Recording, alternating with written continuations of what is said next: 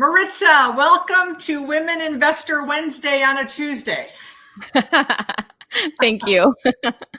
We're so excited. I'm excited to meet you. I love meeting women investors. So I appreciate you taking some time out. So we talked a little bit about this before we pressed record, but in 2019, I heard a terrible stat. And the stat I heard was a cute little puppy there.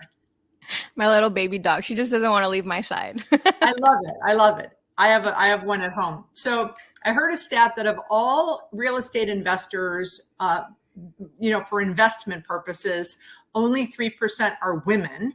And of that 3%, 50% are spouses who are signing on their husband's investments, like signing off or on a guarantee, or inherited. So only 1.5% are women actually going out and doing it, themselves. And I thought, this is crazy. We need to get more women investing. So I started a conference, but I can only have, a couple hundred people at the conference. So a couple years ago, I said, I'm going to do a podcast and I'm going to try to meet and interview every women investor so that we can put these videos on YouTube. So if women are interested, they get to meet all kinds of women. Because when I started researching and finding out why aren't more women investing, at first they're like, it's fear, or it's too complicated, or it's too risky. But I said, well, do you invest at all? Oh, yes, I invest in the stock market. I'm like, well, that's risky and complicated. But a lot of times when we delved deeper, they said, I don't know anyone doing it. I said, oh, I can help with that. So therefore, the podcast was born, and this is why you're here, because you're a women investor. I love it. I am a real estate investor. And I know other women real estate investors because, there's a saying that goes, birds of the same feather flock together. So yes, we tend to stay with each other, right? And so, but you are right. In real estate investing, more prominently, you see a lot more men. I've been in many networking events and many conferences and all of that, and I'm surrounded by men. And so I would be very, very happy to see more women not only just become investors, but as what you said, right? Make their own conferences, be speakers on the lineup.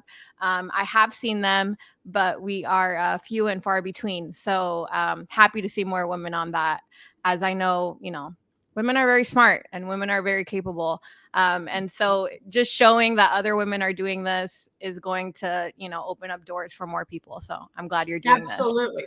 So you're in Naples, right? Naples, Florida. Yes. So you're yes, I live in Naples. Yeah. So, where I live in Davie, which is by Western Fort Lauderdale, we call ourselves East Naples. Oh, really? I've never heard that before. Yeah. Because we're right over the Everglades, and that's where I live. So, so I'm your neighbor. I'm your neighbor. You're not too far from me. I've been there. So okay, lots of times. So let's talk about your journey. What asset class do you invest in? Primarily multifamily. Fabulous. And can you remember the first deal that you ever invested in? Yes. So my first deal, I was 23 years old, and my Which was husband, last year.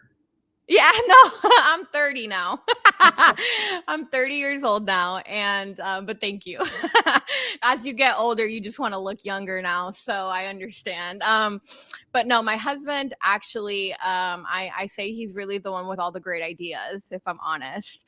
And so before he was my husband, we were dating, and he told me, do you want to buy a house when we get married, or do you want to buy a multifamily asset, And so I told him, let's do the multifamily, And so, so we did that. We bought our, and it was a very simple deal. This was 7 years ago, 7.5 years ago. So, obviously things have changed in the market. And so we bought in Naples. We bought a multifamily property. We lived in one of the units and we rented out the other units. And so it was on the market. it was like the simplest deal I've ever done. But that property alone has given me a ton of confidence, because my husband and I were speaking the other day, and I said, man, we've squeezed the juice out of that lemon, like as much as it possibly could have made money for us. We've squeezed all the juice. And he's like, yeah, and so I've So you done still so own many. it? You still own it? Yes. And Still, so was it a duplex or it's what a was fourplex. it's a fourplex. So you lived in one and rented out the three. 100%. And do you still live there, or have you moved on? So I have periodically moved out because, again, I'm an entrepreneur at heart. So we have moved out of Naples, and have explored other areas to invest in real estate. And so it's great, because one of the things I've done with the property is we've done short-term rentals with it. We've done midterm rentals. We've done long-term rentals with it. So I understand every which way that I could make money off of it. The property was, the past owner was like a slumlord kind of, he didn't want to put any money into it. So my husband and I completely stabilized that property. We've renovated all of the units. And the rents were, when I was thinking about it today, when I bought the property, the rents were like $700, right? Now they're $1,700. And I think we have maybe $50 more where we could go to market rate, So we're definitely cash flowing a lot more than we ever have. And obviously the market has really helped us. Things have changed dramatically in the last 4 years. But overall, I think the most important thing when you're investing in real estate, aside from underwriting properly, is having a good operator on your team. So property manager or whatever. And so in this scenario, it was me. Right. Well, think about, and I loved what you said. We did short-term, midterm, long-term, like you use this asset for an education, right? Yes. Yes. And you're like, okay, I don't like short-term. I like long-term, or midterm, so how great that you were able to be cash flowing on an asset that's paying you for the education. 100%. So Yep. Did you guys get a mortgage to buy this? Yeah. So it was, when we first bought it, we had a FHA loan, right? Like we were going to live on the property. And then, we obviously the asset has appreciated so significantly since then. And about a year and a half afterwards, we got into a conventional loan. So we have a conventional loan now. So you refied. We did. Yeah. And you didn't have to pay taxes on the refi. Nope. And you still own the deal. Yep, I still own it. I really hope I never sell it, because I know that my in my heart, I never want to sell that, because it was the first one, and really, just like you said, it gave me an education. And so, just renovate. I've had to renovate it multiple times, for different tenants and all this. So really, I have learned that. 1 second, Beth. I don't know what's going on in this computer here. So let me just try to handle this 1 second. Absolutely. So very interesting. 23 years old, investing in a quad. Just brilliant, right? I have a 23-year-old son, and I wish he would call me and say, Mom, I'm buying a quad, right? So just, did you grow up? Were you around real estate that you grew up, or was your husband around real estate that No. Where did this come from? Like normal, but average 23-year-olds are not thinking at 23, we should buy a quad. My husband is not a normal person. And and so that's one of the reasons why I was attracted to him. Right. And so my husband's always been a big visionary. And so he's never, no. And like you were asking me, right? Were my parents, like, was I involved around anyone that was, no, neither me or my husband really were. The only person that maybe a little bit, right? So we're from Colombia, and my father and mother-in-law, like in their country, they had like maybe like 2 or 3 apartments, Yeah.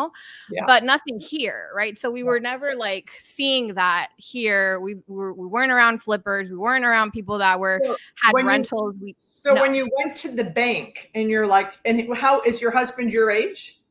He's 1 year older than me. He's So 31. okay, this is like a joke. A 23 and 24-year-old walk into a bank for a mortgage for a Yeah. quad. Like, how was that? So my agent, who I knew personally, she was like, "This is the first like multi-family property I've ever sold." She always sold homes, right? That's what people typically are looking for when they're buying their first property. But we're like, yeah, we're a little different. So yeah, people were surprised when in our church when we said that we had bought that. People would come up to us and be like, how because people weren't doing that. It just wasn't, I Like didn't know what when? house hacking it wasn't a term, and it literally just came from my husband's idea, right? He thought, we knew plenty of people, right? I'm Hispanic. So I knew plenty of people that had a house and maybe in their garage, they had an efficiency, and, right? Like that is like what they know as a rental, right? And so my husband just thought, okay, well, if I buy a duplex, I don't know how the thought entered his mind, but it was his idea. And he's like, well, if I buy a duplex, it's like another, so we'll do. And so the funny thing is, Beth, is that my husband and I we're about to be under contract on a triplex and before the quad. And I didn't sign fast enough. Okay. And the owner decided I'm going to sell to a cash buyer.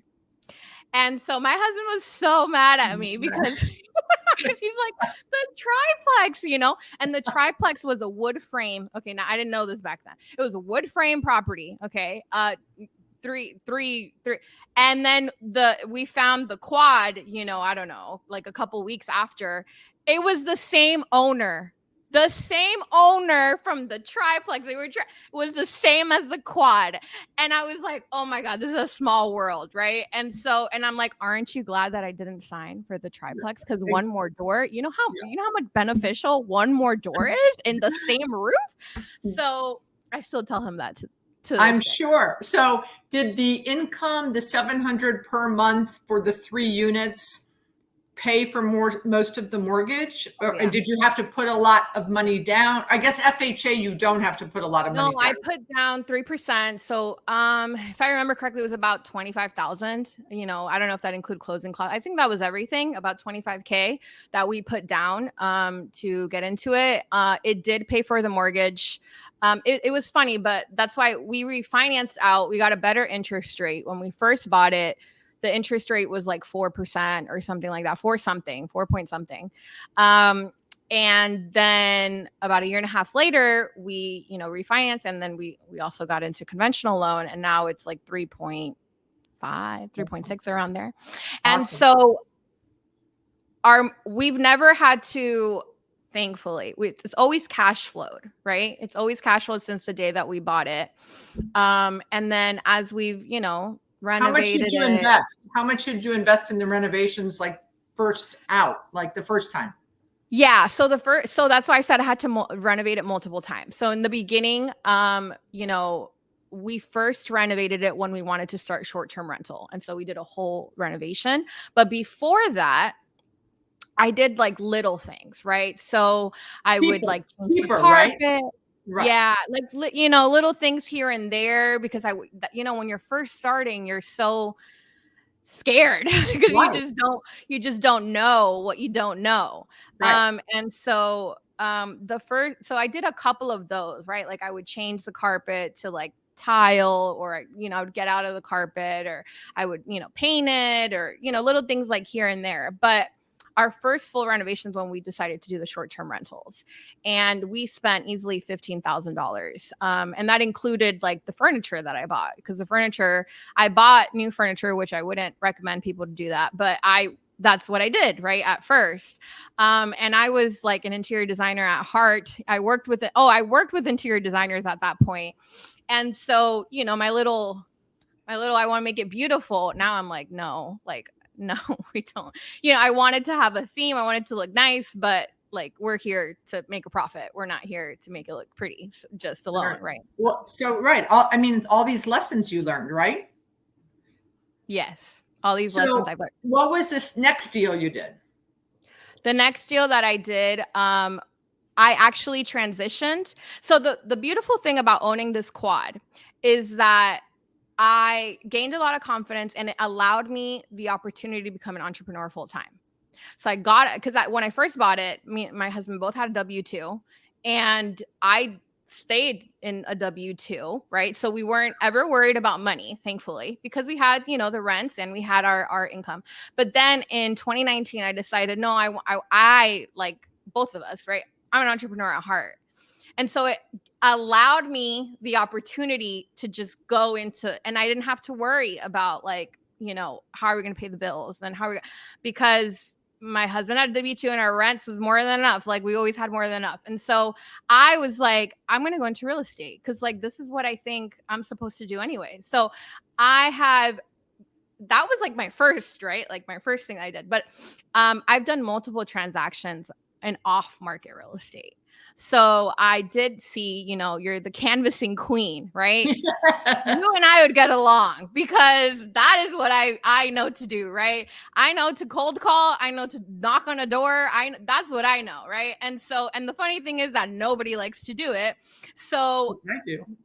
Well, maybe you do, but Me even me, most people don't want to do it, right? And so it's like it's the one thing you need to do because if you had no leads in any business, right? In my mind, real estate is a business. So if you have no leads in your pipeline, like the top of your funnel directly affects the bottom of your funnel, right? Absolutely. So I went into off-market real estate, and so I learned acquisitions, and that's what I would do. So that's how my real estate journey had evolved, right? Where I was looking for properties where we could either buy it as we did this one, but I was looking mainly at distressed real estate, So were you doing wholesaling? I was, yeah. Mm-hmm. And so I learned so many things. So I done multiple transactions where I'm like acquisition, right? Like acquisitions to the disposition side of things. And I've learned I can do the acquisition side and I'm fine with it. But dispositions is like it's like I'm happy. Okay. I'm so happy there. And so I would have never known, I would have never even had probably the opportunity to like learn these things. And then I got into, bigger commercial real estate where I was looking at larger multifamily that we could take down, talking to brokers, going to multifamily conferences, like the whole works. And I really feel just so grateful that I had no idea what I was doing in 2017. I never knew that my husband's idea would take me through this journey, but I'm so glad that I said yes, That's amazing. So tell me what the last 12 months, like, are you guys finding deals to buy? Are you just brokering deals? Is it harder because of interest rates? Where are you at in the last 12 months? So the last 12 months we took a pause, right? And the last, I'd say 24 months or so from buying. And what we have transitioned to is I have to be back in the acquisition seat for myself, right? And so because of interest rates, I am looking at properties where I can get some kind of a creative finance transaction. Yeah. Seller financing, yeah, right? Some form of creative finance. If the seller is open to that, I am, I'm right now. And so now we're like getting into gear again because I'm like, okay, I feel like we're in a buyer's market here, at least here in Naples. So I'm like, okay, I can see the opportunities. I see things that other people probably wouldn't see, and people want to sell. Like there are sellers here that are motivated. And so I'm very comfortable in multifamily, but also in residential as well, for both. I know both sides. And I'm negotiating now and looking at deals and seeing who bites, right? Like I'm back to, when I first started and, talking to brokers and talking to agents and seeing what we can do creatively to try to look at things from a different perspective and make And a when win-win. you say like that, you cold call, like, so that's how I try. Most of the shopping centers that I've bought, I have done it by cold calling, like finding the retail center I like, finding out who owns it, calling the owner. Are you interested in selling? I'm a principal. No, I'm not interested in selling. And then just staying on top of them. Like there's a guy that I'm literally bought into his partnership. I'm up to 17%. I've been after him for 14 years. And finally, a year ago, he said, one of my partners wants to sell her 2.25%. This is a way for you to get in. And I said, great. How much and so how much does she want to sell for? And it turned out it was like a 10 cap. I'm like, where can I wire the money? And since then, I have been inching my way in with other partners. And now he's sold me some of his shares. Now I'm the co-GP. Wow. And, he's 90 years old. I started talking to him when he was 76. Wow. Well, cold calling. So most of my shopping centers I've purchased have been like identifying the asset, finding out who owns it, and just bugging the crap out of them until they give in. Yep. And the thing is that I'm sure other people have cold called him in those 14 years, a ton. And I'm sure he's gotten things in the mail or he's gotten an email, some people, because people are going to try, right? But you know what he thought? He said for 14, but a lot of people come and they go, right? Right. A lot of people come and go. I bought another deal that it was a strip club that was, it was a strip club. I was at a city council meeting. They announced that they're going to close, tell all the strip clubs in the town that they have to be out of business in 2 years. It was a freestanding building, A+ location. I called 87-year-old couple. I said, your strip club's closing in 2 years. You're losing all that rent. I just want to buy the strip club. You can keep all the rent. And 2 years I worked on these people. They closed the strip club. Now all my competition swoops in. But because I went to have tea in their living room in Jacksonville, Florida. I had been working it. So finally they agreed to sell to me, even though I had all this competition. And I would show up at the shopping center conference and like, how'd you get that deal? We've been calling that guy for months. And I'm like, 2 years, because they give up. They'll call once. The guy will say no. They'll call back and then they give up. Mm-hmm. And wealth is a long-term game, right? And so it's a marathon, not a sprint. 100%. I'm 30, right? When I was 20, I'm going to be 31 this year. So when I was 26 and I started the whole full time and I prospected and I was doing all the things, I didn't know that, right? Like you learn things as you continue in this game of entrepreneurship. And that's why 90% of the work is just showing up. And then probably the other 10% is continuing to, so that's why you win, right? Because you're not, you know that in the, eventually the door will open, right? They're going to say, no, it's not the right timing. It's, they have no motivation, but eventually the motivation will come because people get older, people die, people don't 90. Have an estate plan. He's like, okay, I'm 90. I need to start a plan here. So what do you and your husband, what's the goal for the next 5 years? When you guys are 34 and 35 or 35 and 36 respectively, what's your portfolio going to look like? Yeah. So I can tell you what the vision is.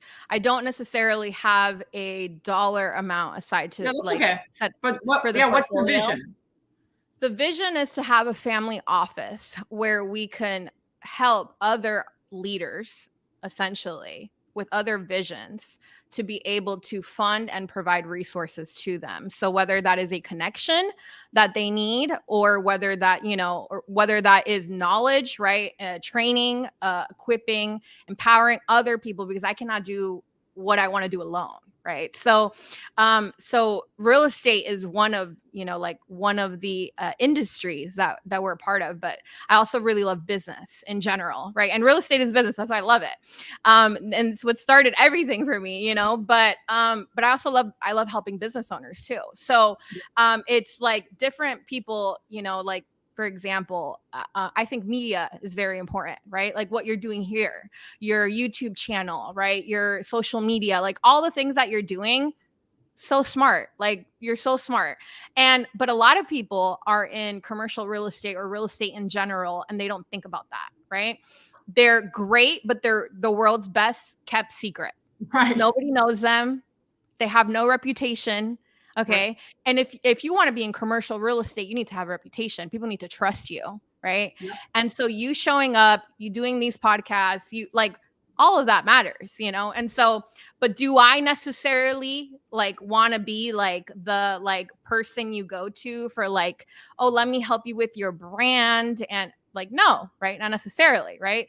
But I can help other leaders because I have enough of an understanding where like, okay, and like spotting people, because I don't want to be the talent. Like as much as like, I like being kind of in that CEO suite, or the COO suite, which is what I'm probably better at.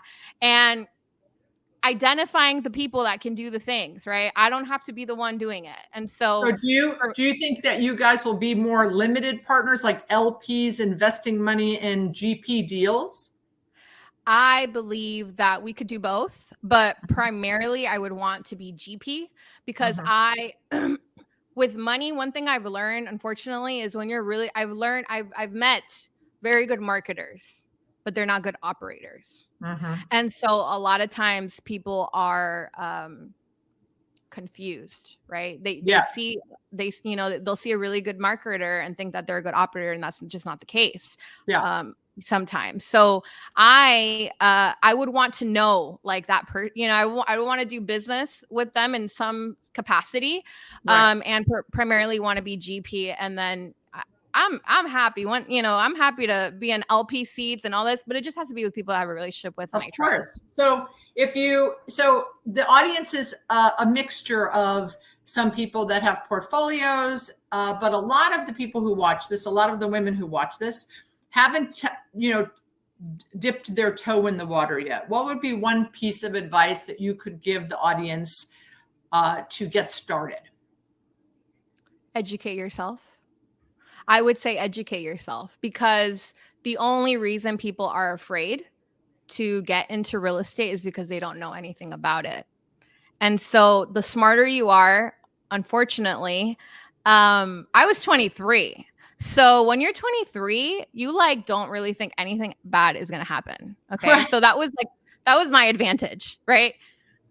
As I've gotten older, I'm like, oh no, you start learning too many things that doesn't benefit you all the time, right? And so I think for you to decrease your risk, you just need to educate yourself. Because if you have more knowledge, but eventually you have to put a cap to your knowledge and say, okay, I know enough. Would you recommend doing what you did and just buy the freaking thing and learning off of the asset?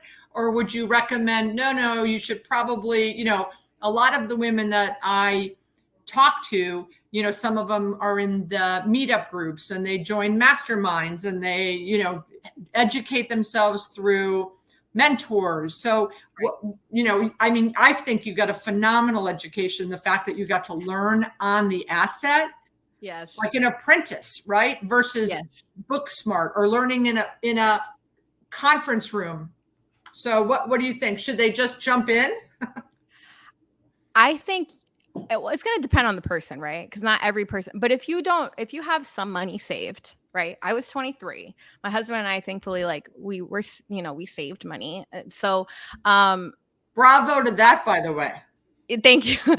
So, if you have some money saved, yes, like jump in. And so for me, it was the quad. It was the best thing I could have done. Like, honestly, I say the 3 best decisions I've made in my life was 1, accepting Jesus as my Lord and Savior. 2, marrying my husband because he's very smart. Okay. And 3 is buying that quad.